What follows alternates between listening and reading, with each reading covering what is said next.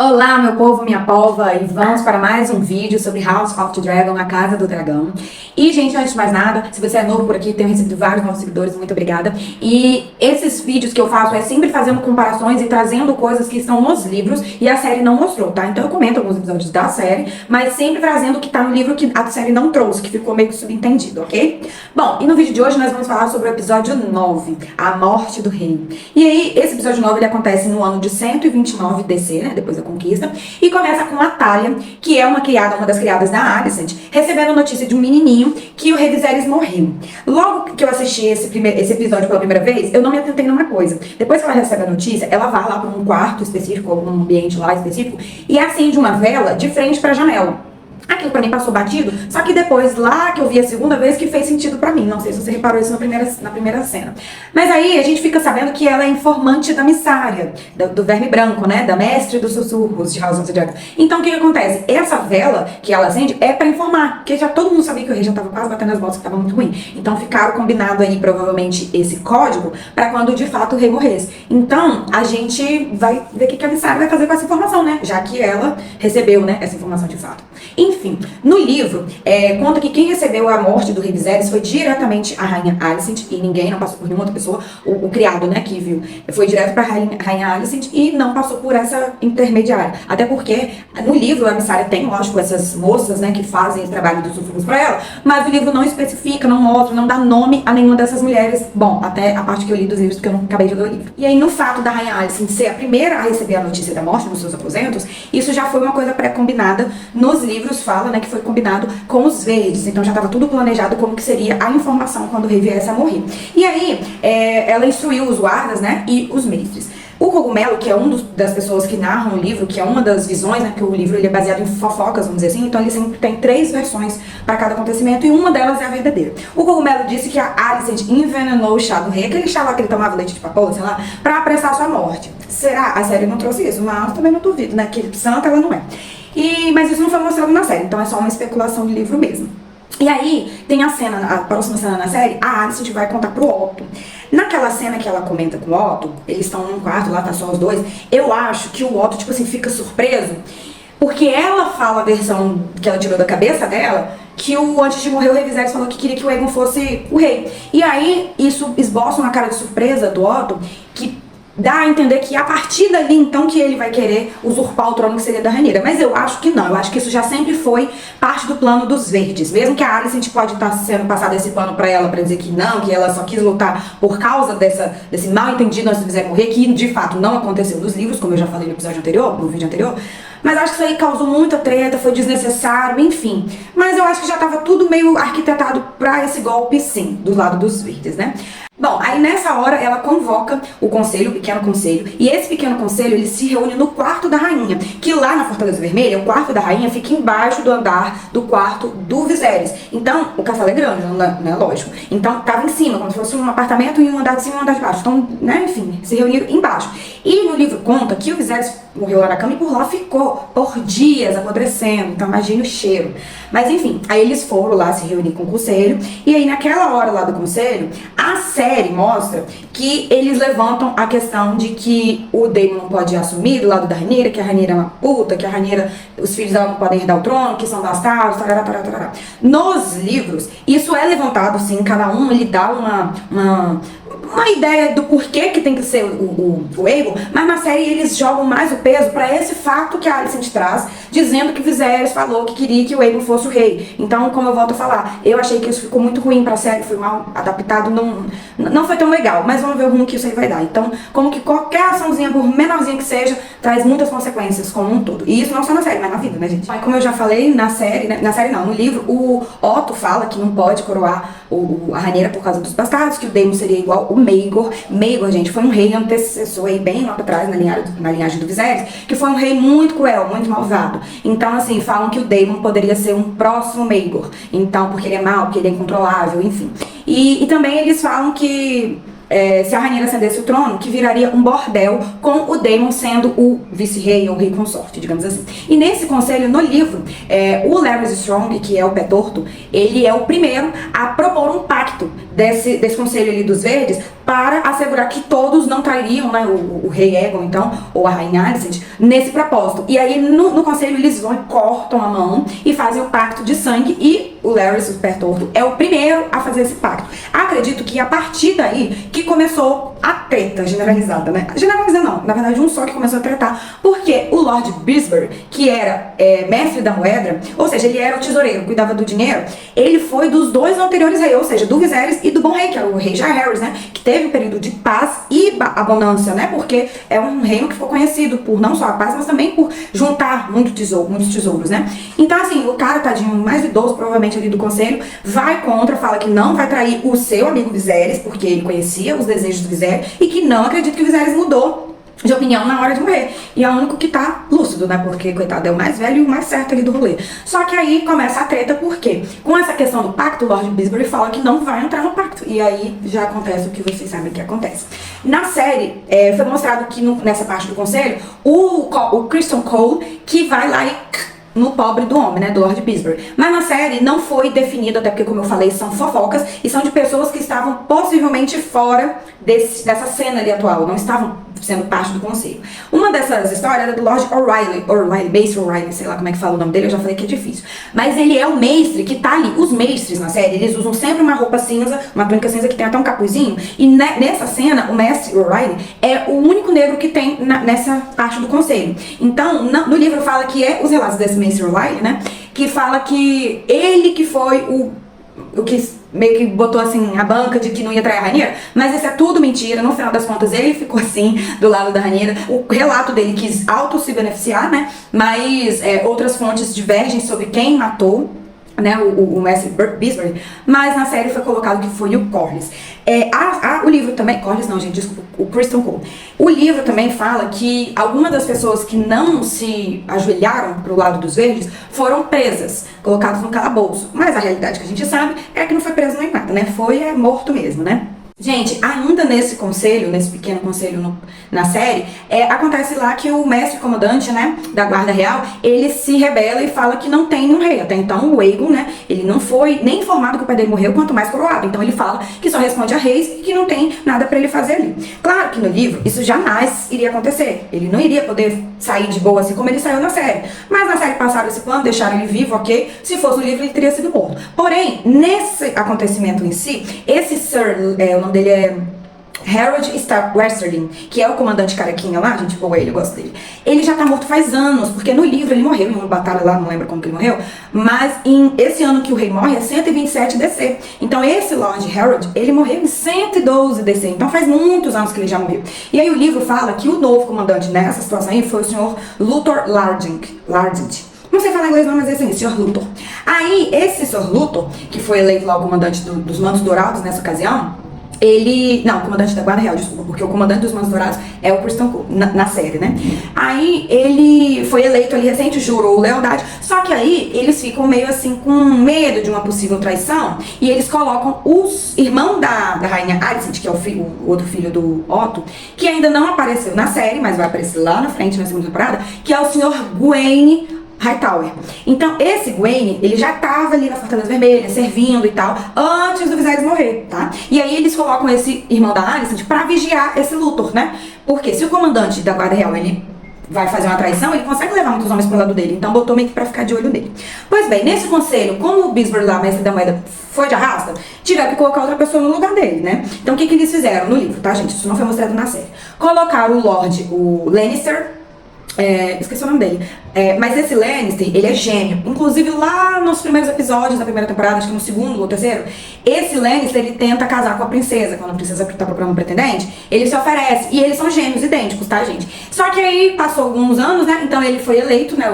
O mestre lá dos navios, no lugar do Corlys, né? Que era o Corlys Hilário. E aí foi eleito no lugar do Corlys, o senhor dos navios. Porém, quando ele assume esse papel de mestre da moeda, no lugar do Bisbury, que acabou de falecer, o irmão dele tá lá, é o senhor dos Lannister, né?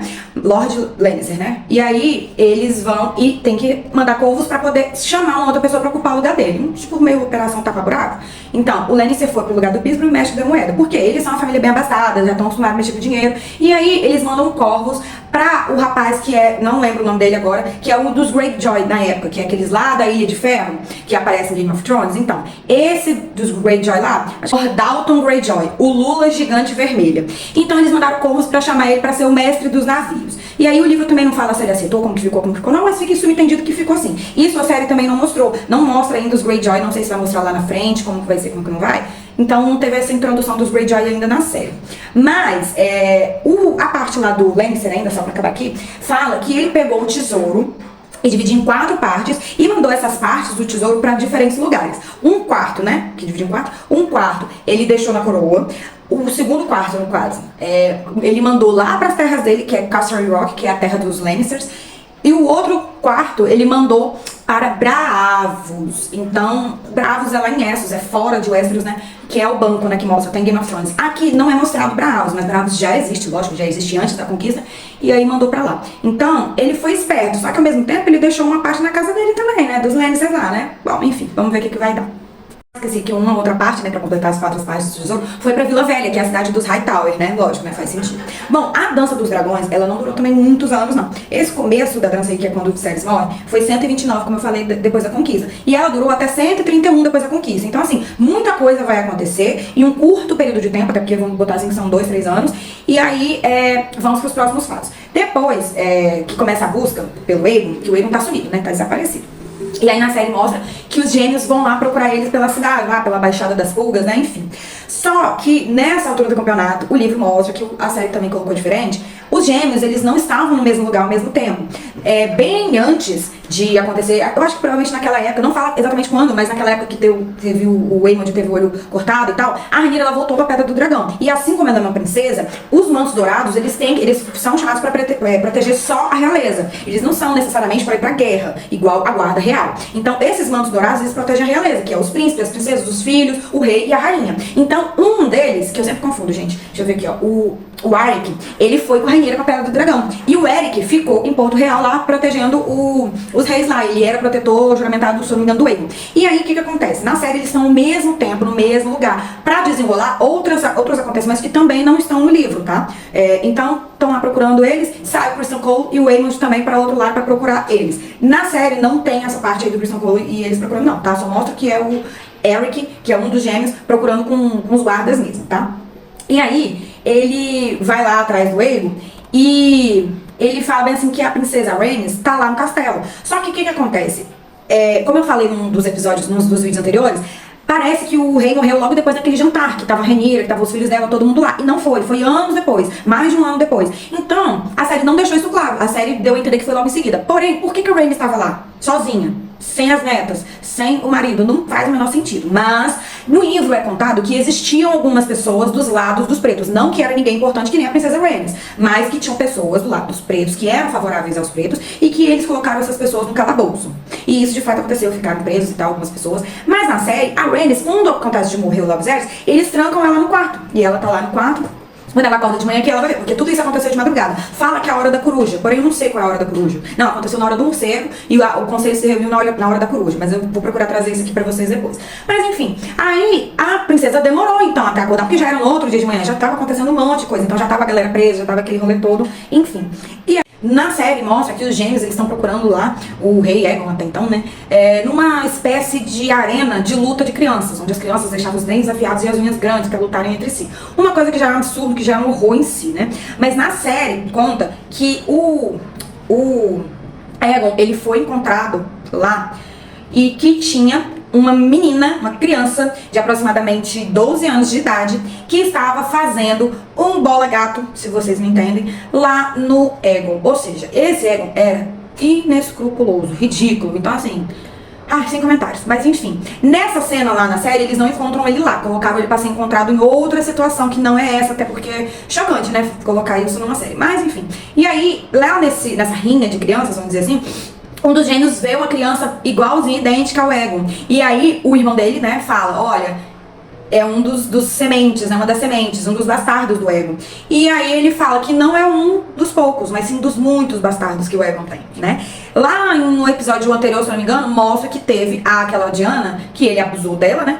E que ela tomou o chá da lua, então muito provavelmente o chá da lua não resolveu, né? Mas não só ela, mas assim como outras mulheres, várias mulheres, até na Casa lá dos Prazeres, tiveram bastardos, né? Então a série vai trazer isso lá na frente, guarda essa informação que lá na frente vai ser importante. Pois é, e aí na série tem a cena lá do Criston Cole procurando com o Aemond em alguns lugares lá na cidade, o Aegon, né? Só que aí o livro não deixa isso explícito, nos dá a entender, mas não deixa tão explícito quanto a série deixou. A pretensão do Aemond ao trono, porque ele fala, eu sou mais experiente em batalha, eu sou mais estudado em história, na história dos nossos antepassados, em Valyriano, e monta o maior dragão do mundo, eu deveria ser o rei. Ele não quer nem ser encontrado, ele não tinha que ser rei, ele não tá preparado para ser rei. Porém, ele é o filho mais velho, né? Então, nada disso importa. Só que eu acho que essa coisa do sentimento de inveja dele, claro que ele tem um rancinho do irmão por causa dos acontecimentos da série, que no livro não fica, é relatado o acontecimento, mas não mostra muito como que é a recepção do Aemond em relação a esses acontecimentos, como a série deixou mais explícito. Então essa sensação de inveja do irmão e de um certo rancinho dele ficou mais escancarado ainda nesse episódio, tá? Mas como eu falei no livro, ele não saiu pra procurar o irmão dele não, ele ficou lá no castelinho de boa e os guardas que foram procurar, tá?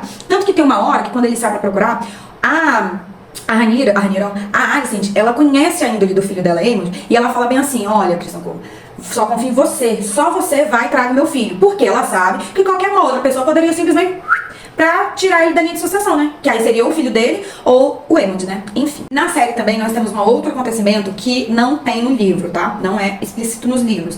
Que é o Larys Pé Torto. Ele dedurando o Otto, porque o Otto lá na hora de procurar o Aegon, né, ele tem um encontro com a Missária, né, na série. E aí a Missária fornece informações, como ela já sempre havia fornecendo informações pro Otto. E isso beneficiou muito as jogadas políticas do Otto, né, porque a Missária ela tem olhos e ouvidos em toda parte. Só que aí o Larys Strong foi lá e dedurou o Otto pra rainha Alicent. Só que aí, nessa hora, ele vai e pede um pequeno preço para poder eliminar a Missária, né? Pra não ter mais essa relação aí com o Otto. E aí, o que acontece? Aquele pack do pezinho horroroso da Alicent. Nossa, gente, que cena pavorosa. Isso no livro não é mostrado, não existe, tá? Não aconteceu, muito provavelmente, porque não tem nenhuma fofoca em relação a isso. Mas o Larys, ele pede um precinho ali pra poder dar fim ali na Missária. E a gente vê que lá na frente, né, nesse mesmo episódio, ele taca fogo lá na casa da Missária e queima todo mundo que tava lá, até os serviçais dela, enfim. E ele acha que matou a Missária. Só que aí a gente vai ficar sabendo se ela morreu ou não só nos próximos episódios. E aí, na série, como eu falei, os gêmeos estavam já cada um no seu canto. Então, o Ark, ou o Eric, não lembro mais, já tava lá em Pedra do Dragão, ele nem tava sabendo desse rolê do Viserys, mas ele, na série, foi o salvador da pátria desse episódio. Ai, gente, pra falar a verdade, eu adoro esse personagem, eu adorava muito, eu adoro muito esse personagem. E o ator, eu achava que era um ator só, mas eles são gêmeos na vida real, gente, eu não sabia, são dois irmãos gêmeos na vida real. Mas eu achava que era sempre o mesmo, que eles faziam um efeito e dividia, tá? Tem tantas séries aí que é uma pessoa só, né? Enfim, aí ele vai e chega no quarto da princesa, Rhaenys, e fala, não posso compactuar com essa, não lembro a palavra que ele fala, mas com esse golpe, tipo assim, não posso compactar com isso, com essas coisas erradas. E aí ele liberta a princesa, ele dá uma roupa lá, uma capa lá, como se ninguém fosse reconhecer, né? Aquele povo da cara branca, os cabelos brancos, na Targaryen, ninguém ia reconhecer por causa de uma túnica velha, né? Mas tá bom. Aí eles vão e ficam andando lá pela cidade. Isso não aconteceu, como eu falei, nos livros nem cita que a Rhaenys estava lá em Porto Real, mas eles estão andando pra um lado, não conseguem ir, que tá aquela aglomeração de gente, aquele vulca, guarda real também andando na rua, e aí no final das contas eles se perdem, mas a parte dele ele fez. E aí ela dá seguimento na parte que é dela e consegue fugir e acha o Fosso dos Dragões. Esse Fosso dos Dragões é onde acontece a coroação. Por quê? Fala no livro que era um lugar muito amplo, que dava pra comportar uma capacidade muito grande de gente. Eu não lembro no Fosso do Dragão, porque o livro fala quantas pessoas estavam na coroação, mas era coisa assim de mais de 8.000. Era uma quantidade bem muito grande assim, enfim. E aí ela vai e acha o Fosso dos Dragões e fala, achei minha dragão. Porque ele queria que levar ela, o gêmeo queria levar ela com um barquinho lá pra ele fugir. Ela fugir. Só que ela fala, não vou sem a Melis. Elas têm uma conexão muito forte, muito linda, né? Enfim, e aí salvou a pátria porque ele conseguiu salvar a princesa. E a princesa vai lá pra Pedra do Dragão dar a informação então pra Rhaenyra, né? Isso também não é mostrado quando acontece o outro episódio. A Rhaenyra já sabe, mas não é mostrado ela indo avisar. Mas sim, foi ela que avisou a Rhaenyra que o pai dela tinha falecido. E no livro, igualzinho na série, o Aegon ele não quer ser rei, ele não quer as responsabilidades, ele acredita que o pai dele nunca amou ele e que o pai dele sempre escolheu a Rhaenyra pra ser a herdeira, que nunca quis ele. Então ele nunca foi treinado pra ser rei, ele nunca soube da canção de Gelo e Fogo, o pai deles nunca contou pra ele, só contou pra Rhaenyra. Ele não sabe falar diretamente o Valyriano, e a gente percebe isso nesse episódio um pouco e mais à frente também, porque ele nunca gostou de estudar, nunca gostou das responsabilidades dele, nem como o marido da Helena, e imagine como rei. Então ele tenta fugir a todo custo. E aí todo mundo fica tendo que convencer ele. E aí, tanto na série como nos livros, como que ele é convencido? Ah, se a rainha pegar o trono, ela vai matar você e seus filhos e todos nós.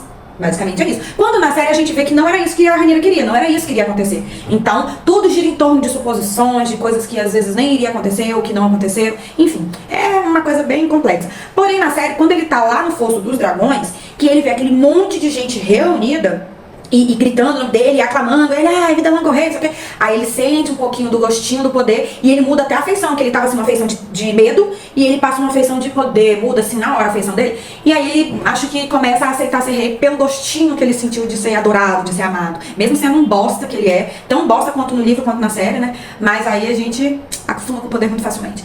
E a atração principal desse episódio, gente, foi a Rhaenys, a princesa que nunca foi. Gente, que cena maravilhosa. Eu acho que o final desse episódio, que é um episódio muito bom na minha opinião, um dos episódios bem fortes, né? E uma curiosidade aqui, cada episódio ele é dirigido por algum produtor, então diretor, né? Então nem sempre é o mesmo. Por exemplo, um que é muito famoso, que os episódios dele são um dos mais aclamados, tanto em Game of Thrones que ele teve algumas participações, mas ele tá mais inserido em House of the Dragon, é o Miguel Sapochnik. Então assim, os episódios dele são, pra mim, são os melhores. Não que ele seja o melhor dos diretores e tal, mas eu acho que são os melhores episódios que ele dirige. Mas enfim, que é a cena ali do final da princesa Rhaenys lá no Fosso dos Dragões, aí quebra o fosso lá e chega com a Meleys lá em cima na hora da coroação. Todo mundo, gente, tem até meme dessa cena. Eu vou ver se eu acho pra colocar aqui, porque é muito engraçado. Todo mundo pensando, ferrou, vai todo mundo morrer. E era só ela falar um Dracarys, gente. Era só um Dracarizinho e tava tudo resolvido. Não tinha nem dança do dragão. Ia ter paz, que ia ter essa guerra toda. Mas eu acho que nessa cena, todo espectador que é fã dos pretos, que torce pros pretos, falou Dracarys! E não viu o Dracarys. Ai, Jesus, que angústia. Mas, parando pra pensar, até na justificativa que ela usa depois, é uma coisa que é normal, porque ela fala assim, a guerra não é minha. Não é pra eu fazer isso, até porque é uma coisa muito ruim no reinado dos Targaryen, é você ser considerado assassino de parentes. Então você ter esse peso no seu nome, isso leva pra sua geração futura, entendeu? Então é muito ruim se ela tivesse tomado partido ali e matado, porque, querendo ou não, eles são Targaryens, eles são parentes, né? O Aemond, a Lena, né? Enfim, mas eu acho que essa cena foi o brilhantismo, fechou com chave de ouro esse episódio. E o que vocês acharam desse episódio? Me conta aqui. Outra coisa, se vocês tiverem alguma dúvida, alguma curiosidade, podem colocar aqui embaixo nos comentários que eu tento procurar e trazer aqui pra vocês. E lembrando que meus vídeos são sempre voltados pra essas curiosidades que não aconteceram nos livros, pra quem não vai ler o livro, até porque o livro tem 777 páginas. Então, assim, é um livro bem longo, mas já se inscreve aqui no canal, manda pra alguém que gosta desse tipo de conteúdo pra tirar as dúvidas e ficar sabendo das fofocas e das tretas do livro. E qualquer coisa vocês me mandem mensagem aqui abaixo, perguntando, tirando dúvidas, tá bom? Um beijo e até mais. Tchau!